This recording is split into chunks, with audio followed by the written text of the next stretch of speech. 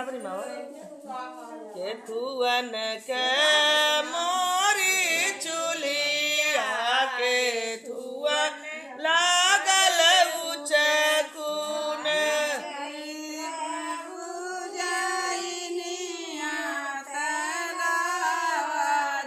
कवन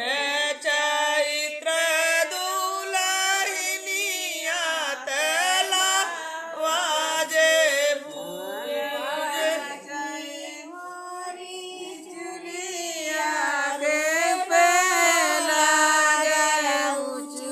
पवन चरित्र भुजनिया तला वाजे चैत्र यदि ताकल जाए दिन तरीका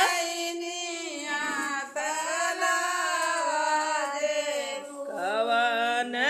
चरित्र दुलहिनिया तला वाजे भुज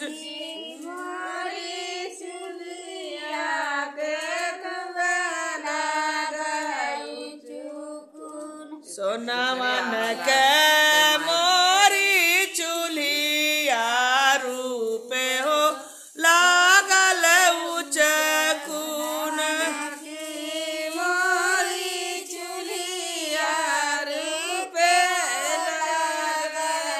रतन चैत्र दुलहिनिया तला वाजे भूजेल रतन चैत्र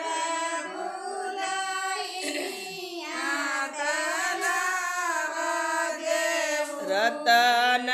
चैत्र दुलहिनिया तला वाजे भूज